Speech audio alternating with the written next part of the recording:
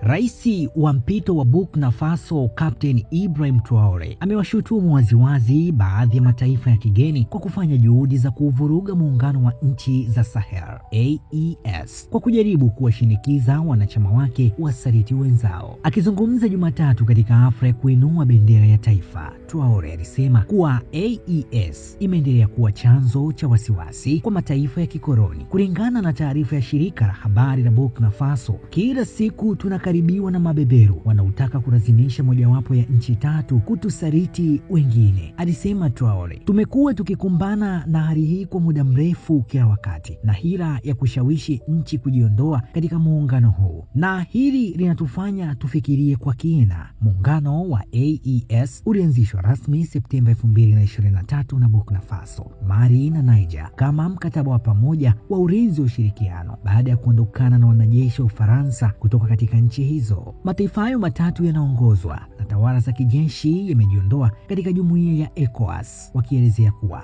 ni chombo cha Ufaransa cha ushawishi wa kibeberu na tishio kwa uhuru wao wa kitaifa. Muungano wa AES umejipambanua kama nguzo mbadala dhidi ya ushawishi wa mataifa ya magharibi katika ukanda wa Sahel, hasa uwepo wa kikoloni wa Ufaransa. Tangu kuanzishwa kwake, nchi wanachama zimesitisha ushirikiano wa kijeshi na wananchi wa Ulaya na badala yake kuelekeza ushirikiano zaidi na Urusi pamoja na washirika wengine wa nje wa magharibi. Katika wiki za hivi karibuni, viongozi kutoka Ouagadougou, Burkina Faso na Niamey, Niger, wameishutumu Ufaransa na Ukraine kwa kufadhili ugaidi katika eneo hilo kwa nia ya kudhoofisha tawala za kijeshi za Sahel. Mwishoni mwa mwezi uliopita, kiongozi wa mpito wa Niger, Jenerali Abdurrahman Chiani, alishutumu Ufaransa kwa kushirikiana na makundi ya waasi katika mipaka ya Benin na Nigeria kama sehemu ya njama ya kulivuruga taifa lake na eneo lote la Sahel. Ukraine pia imetajwa kuwa inafanya kazi chafu ya mataifa ya magharibi kwa kuwapa mafunzo ya silaha waasi wanaohusishwa na mashambulizi ya kijihadi yaliyoitesa Mali kwa zaidi ya muongo mmoja. Jumatatu, Rais Traore wa Burkina Faso alionya kuwa juhudi za mataifa ya magharibi za kuvuruga ukanda zinasukumwa na tamaa za kunufaika na utajiri mkubwa wa rasilimali ambazo bado hazijachimbwa katika eneo la Sahel.